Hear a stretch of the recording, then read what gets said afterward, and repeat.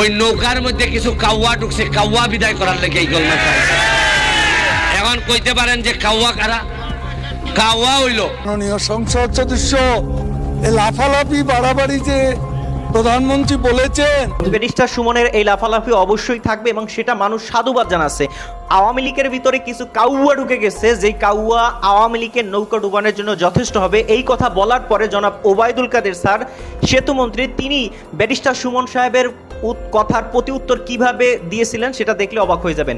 Obaidul Quader sir এবং barrister Suman সাহেবের বাকযুদ্ধটা পুরো পার্লামেন্টকে কাঁপিয়ে তুলেছে এবং সেই ভিডিওগুলো যদি দেখেন তাহলে বুঝতে পারবেন যে ব্যারিস্টার সুমন সাহেবের ভিতরে মানে যা রয়েছে পুরোটাই কলিজা।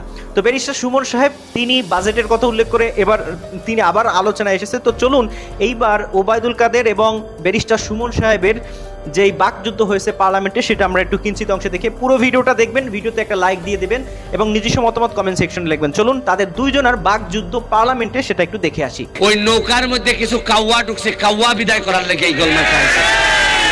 এখন কইতে পারেন যে কাউয়া কারা? কাউয়া হইল নামে কয় শেখ হাসিনা, নামে কয় আওয়ামী লীগ, আর কামে বাগানবাসীর 5,000 টাকার থেকে 2,000 মাইরা দেয়।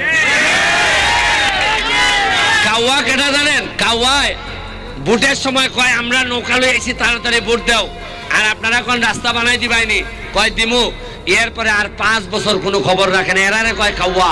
মাননীয় সংসদ সদস্য এই লাফালাফি বাড়াবাড়ি যে প্রধানমন্ত্রী বলেছেন, বক্তৃতা করেন, শেখ হাসিনার নামটা পর্যন্ত শালীনতার সঙ্গে উচ্চারণ করেন না।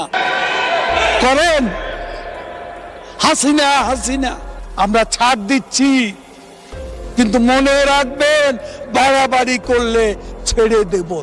কালকে আপনারা ফেসবুকে দেখছেন নি 100 কোটি টাকা, 196 কোটি টাকা মাইরা দুই বেটি জার্গা কানাডা কোর্টে লই আইছে। আমি ভিডিও অন করিয়া কইতে ওই তখন বেটি তুই যাচ্ছে খালি জায়গা। একদিনে 80 লাখ মানুষ দেখছে।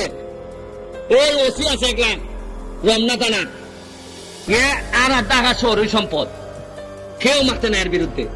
আমি গিয়া কাগজ লিয়া গিয়া কইছি আমি ওসির বিরুদ্ধে দাঁড়াইছি, তার তদন্ত হোক, তার যদি সম্পদ পাওয়া যায় তার জেলে দেওয়া হোক। বাধ্য হয়েছে দুদক, দুর্নীতি দমন কমিশন আমার অ্যাপ্লিকেশনের উপর নিতে। আমার এই ওসি এমন কোন ভাবে নাই তদবির করছে না, প্রেসার পর্যন্ত আমারে দিছে। আরে আমি তো সোনারঘাট লিয়া খেলি না, আমি খেলি সারা বাংলাদেশের বিরোধিতা যারা করে এর বিরুদ্ধে খেলি। আমি ওসিরে কইছি এটা ফেসারে খাম হইতো না রে ভাই, আমি সোনারঘাটের ফুলা, আমার সারা শরীরের মধ্যে মাংসের চেয়ে কলিজা বড়, সর্বোচ্চ মারবাই এমনি আমারে। আর যারা মারতায় না এরা কিটা বাঁচবো না তা সারা জীবন।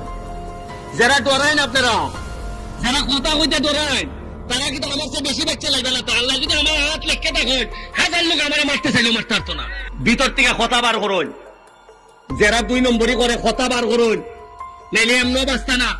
চা বাগানের শ্রমিকরা কইয়া ইসলাম যে আরে তোমরা আন্দোলন করো, যা লাগে আমি দিব খানি, 120 টাকা মজুরিতে এমনই মরবাই, তাহলে মরার আগে একটা আন্দোলন কইরা দিয়া মইরা যাও যাতে 300 টাকা হয়। উন্নয়ন আমি আপনারা একটা কথা কইয়া যাইতাম চাই, খালি আমার আর মরলে উনকার আমার কোনো দুঃখ নাই, একটুই কষ্ট লাগবো যদি উনকা মরি, আমার ছেলে মেয়ের লেগে কষ্ট লাগতো না। কষ্ট লাগবো যে আমি আমার সোনারঘাটটারে জায়গা মতো দিয়া দিতাম পারছি না। সর্বোচ্চ মারবাই এমনি আমারে, প্রতিদিন আমারে কইন তারা যে তোরা মারি লিবরে ফুট, তুই তো খালি সোনারঘাট তোর শত্রু না, তোর শত্রু হইল দুনিয়ার সব মানুষ, বেশিরভাগ নেতারা আমার শত্রু। এখনো সোনারঘাটের মিনিমাম 1 থেকে 150 ব্রিজ লাগে, এখনো ফুকপাড়ি দিয়া আপনার ফুকপাড় থেকে পশ্চিম পাড় পর্যন্ত আরো 3টা ব্রিজ লাগে, নাল মুখ